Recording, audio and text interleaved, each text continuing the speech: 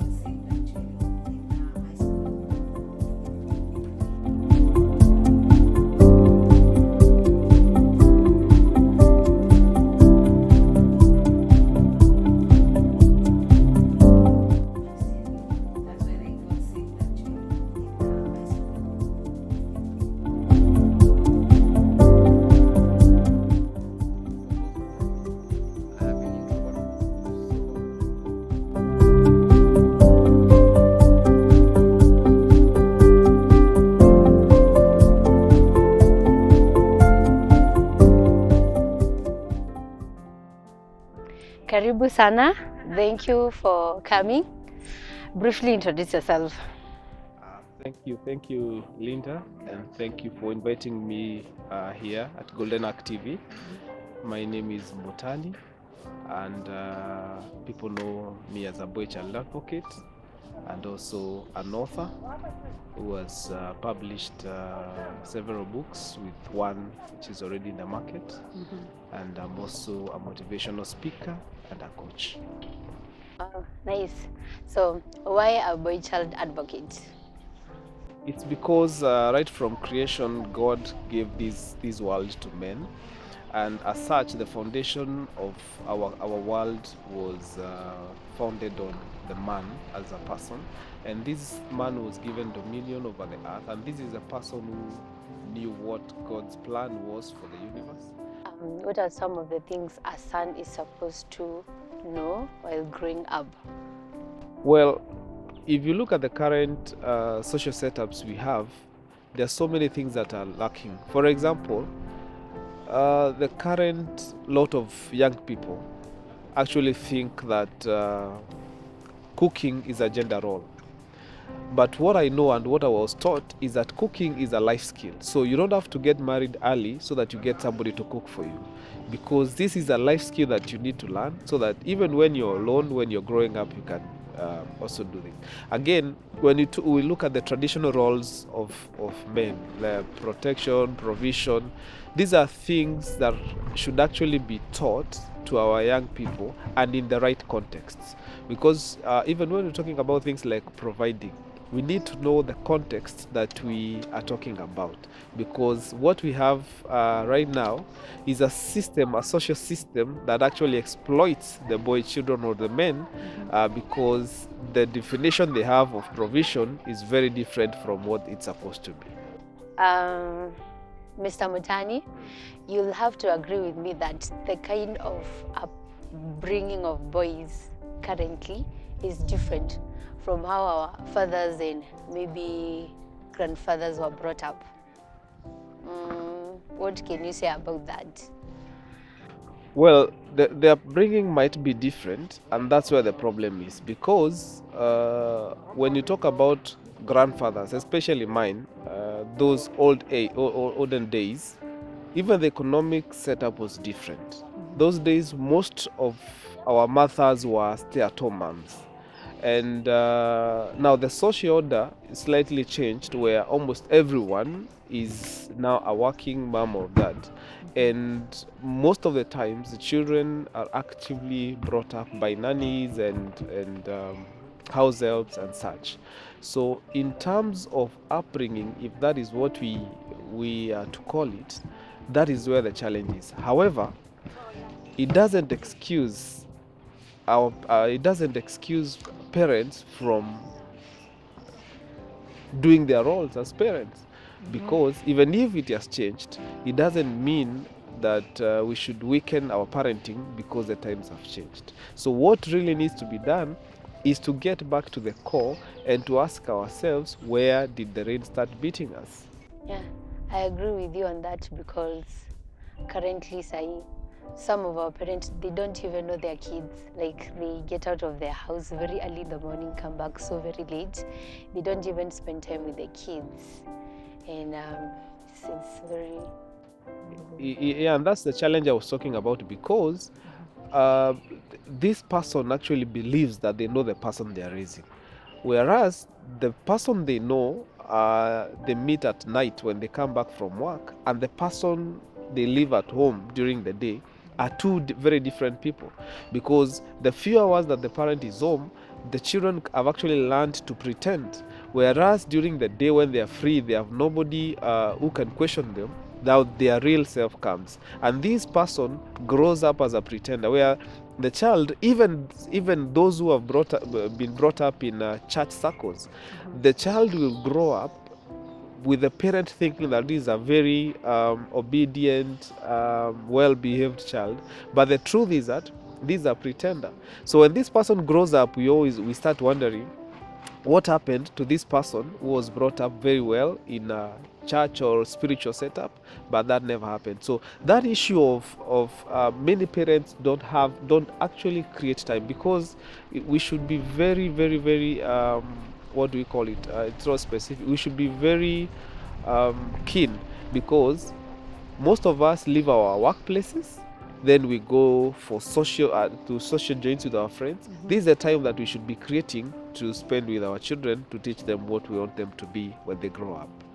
Okay, let's talk about the emotional part of a man. You know, wanaume wanaambiwa don't cry, you're not supposed to feel such things. What are they supposed to do when tough times come? What I know is that when God created both men and women, He gave them a brain, He gave them a body, which means He also gave both genders emotions.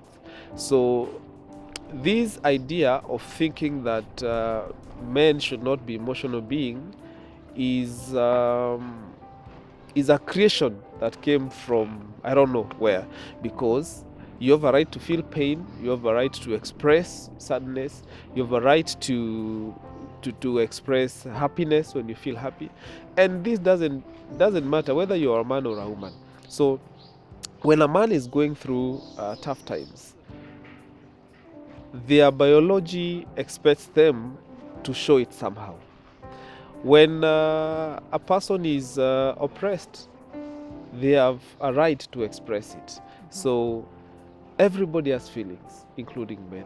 And this perception that men are not emotional beings is again an aspect of the current social order that is actually squeezing our men out of life, because everybody expects a man to sit, take it up like a man, and don't complain. Yeah. Which I feel is wrong. So if they feel like crying, they should cry. Again, emotions don't mean crying. Everybody should know how to express their emotions. So yes, everybody cries, but how you express it is up to how you know yourself. So the first point is knowing yourself. Do you know yourself? So because if somebody gets relief from crying openly in the street, it doesn't mean I need to copy it so that I can also be known as an emotional being. All right, we'll be back for more.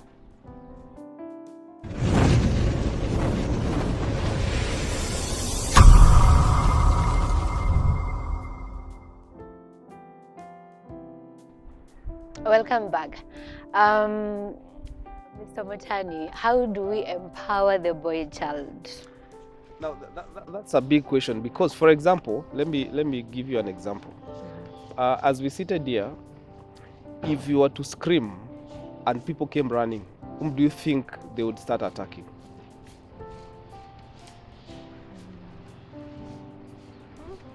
Now, anytime such a scenario happens, the man is automatically guilty.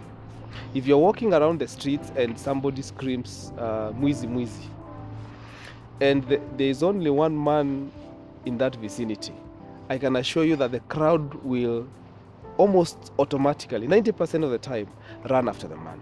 So this is where we need to start. I don't believe, like when we're talking about the girl child empowerment, which we have talked about since the 90s. Yeah. And people need to realize there is a place where you overdo something. So there is empowerment and there is over-empowerment. So what happens, if I am to go to the other side, when we over-empower one gender, it becomes a crime for the other gender to thrive. So what happens is, it is not okay for a girl to drop out of school, but it is normal for a boy to drop out of school and nobody will ask. So we need to start from the basics. As a man, you have a whole life in front of you. So this life, at every stage of this life, in our traditional setup, there are things that the community used to do, because we used to say that the child belonged to the community. So at every stage, a man knew what they were supposed to be doing. So this is where we need to start. The social order has changed, where even if you go to the children's court, divorce court, most of the times, the men will be parties to those cases, will actually be suffering. We need to start from there, the basics, that yes, we have two genders, but whether they are equal or not, when we are looking at situations, we need to be objective. For example, when right now we talk about the 2/3 gender rule, I can assure you, anytime we talk about the gender, many people actually think about the women. So, but it is supposed to be a place where we bring equity to the table. But the interpretation is a place where we bring women to the table. So we need to start from knowing that anybody, regardless of the gender, can achieve qualifications, can do anything in this world, and qualify on merit, not on gender basis. Once we start there now, we start treating our children equally, because as it stands, the boys are nowhere on the table. It is very easy for somebody of the other gender to drop out of school and probably get a family where they will be they'll be comfortable. But for the boys, because again the society has changed and they are demanding every cent from the man, this person who does not, so to say, using the example of the school, this person who does not complete school is almost assured that they will live a life below the poverty line. So this is where we need to start changing. Let us change the perspective. When we look at a situation, look at qualification, look at merit, ignore gender for some time. There are cases where we will need it. For example, when you're talking about elective and appointed seats, yes, that happens. But even when we are getting people there, we need to start on the basis of merit, not gender. You cannot just pick anybody because you want to fill a gender position. Okay, so what do we do with the boys that because right now ukiangalia kuna maboys wengi sana huko nje. You can even meet them as early as 6 a.m. kwa barabara drunk, and then kutoka saa 7 saa 8 hapo wako kwa base ya Muguka. So what do we do with these boys? Well, again, this is what I was talking about. These boys you're mentioning, whom we're finding in the streets from early morning, when this person either dropped out of school, nobody followed them. So this person normalized the act of being hopeless. So what are they doing in the streets at 6 a.m.? They are waiting for anybody, the so-called viongozi, who will come and give them 20 shillings. Yeah. They are waiting for these peddlers, these drug peddlers who are coming to send them take packages somewhere, and they give them maybe 50 shillings.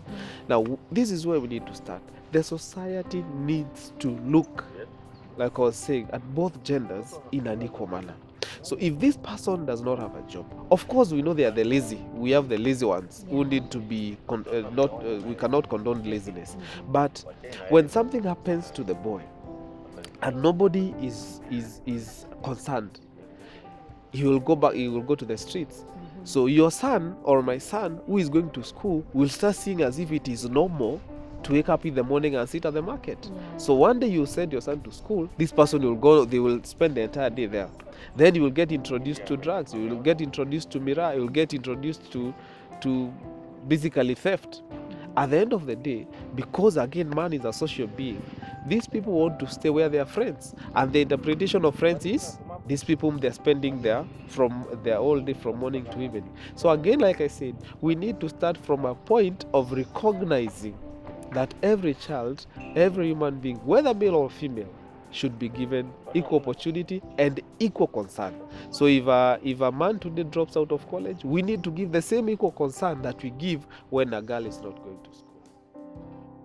Mademu wengi hujituma, ile kujituma, you know, like wanajituma, they're aggressive, they go out there, unlike the boys. Most boys wanapenda tu kukaa, sit down huko nyuma, you know, hataki mambo mingi. And then when you tell them to try out some things, they're like, hizo ni za madem, siwezi and stuff. So what do we do about them? Actually, what you've just described is a perception, because some of the most hardworking people I know, the kujituma you're talking about, are the men. What happens is this: out of the social order we were talking about, it has become easier for a lady to get opportunities and networking. Like, this is what I mean. Most of our men, due to either being busy at work or the human nature of man, most of our men do not belong to these social groupings, the vikundi, the groups and all that. So for the ladies, what happens, it has become easier to identify, because out of these networks, when somebody is looking for someone maybe to give an opportunity or to send someone, it has become easier to identify.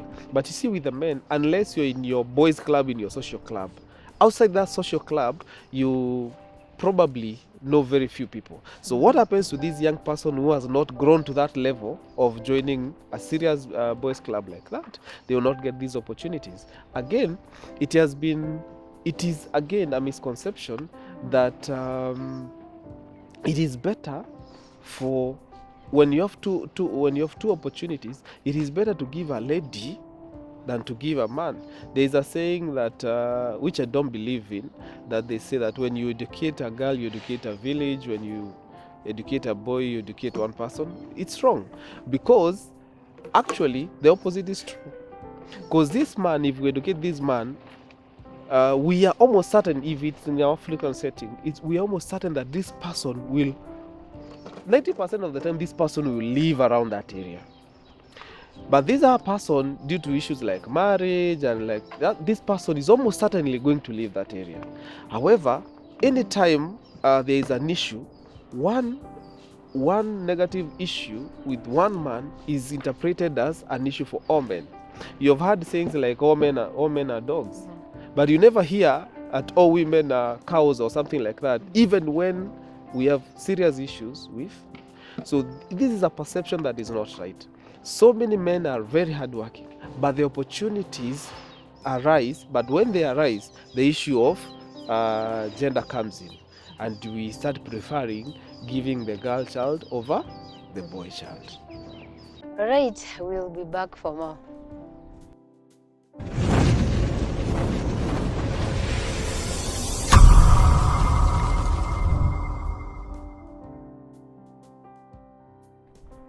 Welcome back.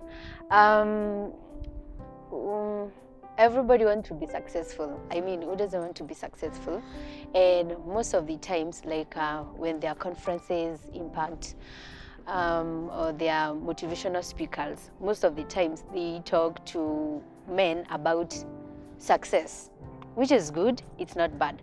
But what about these other things, like the importance of brotherhood, how to treat people with respect?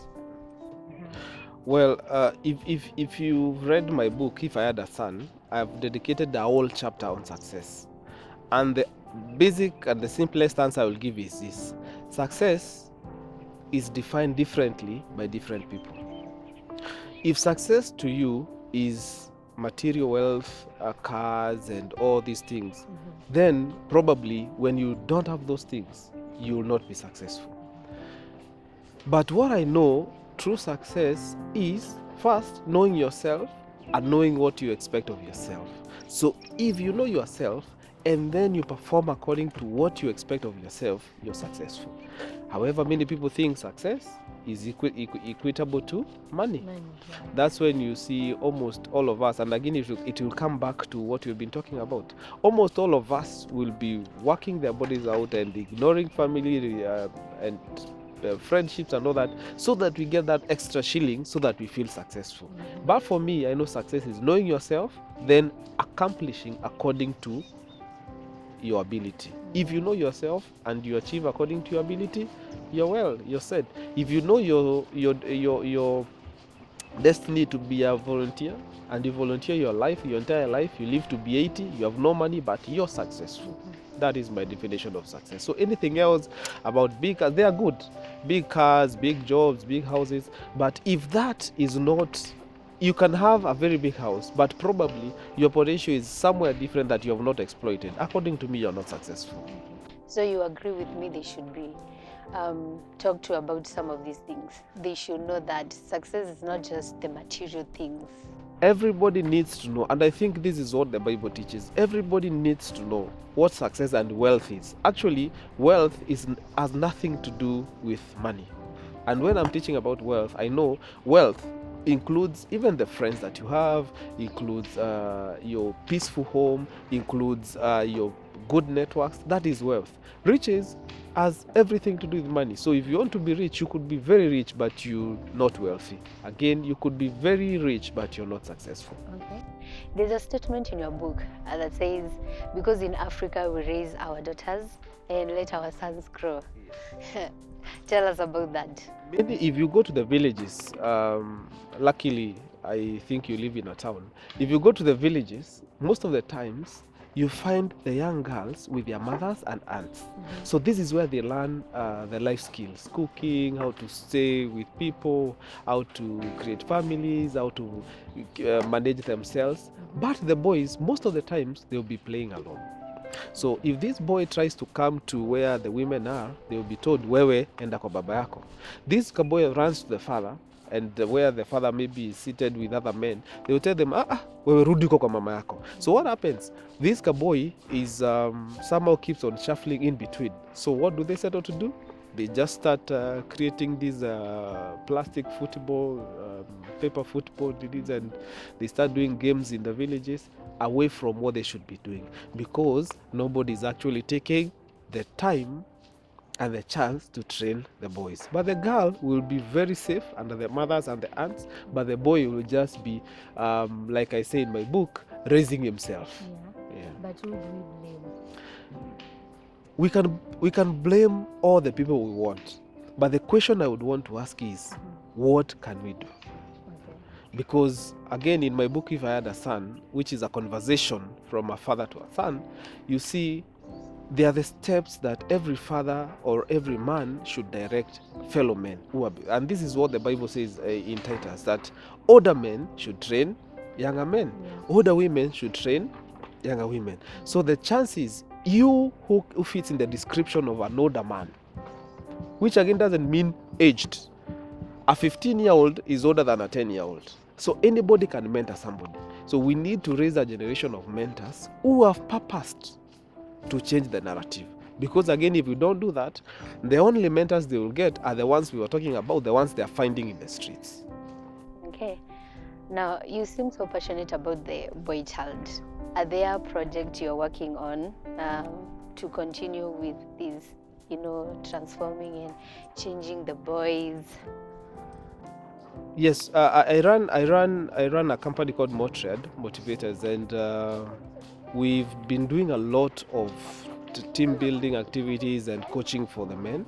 Again, we have also come up with a program which is called the Rich Man program, which is a wholesome program to teach boys to grow boys into men.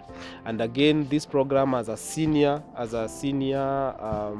module that now deals with the parents of children who again take care of that. So we've been doing that in schools, colleges, and homes, depending on the invitations we get.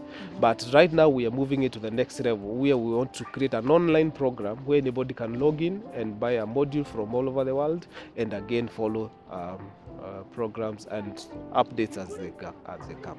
Okay, as we conclude, what do you tell the boy child? God created man first. There was a reason.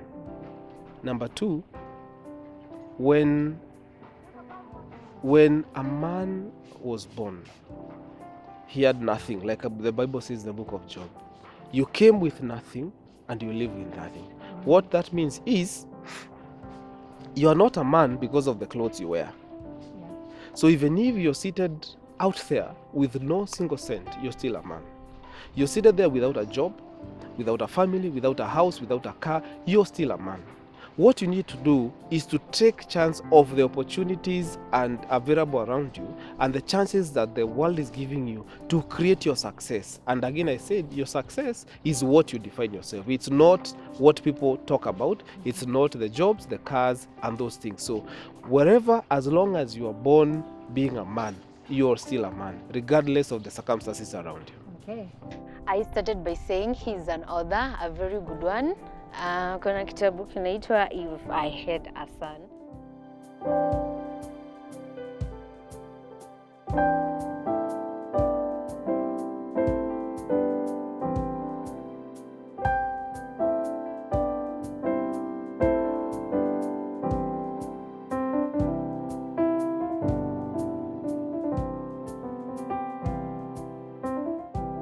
This is a book every boy child anafaa asome.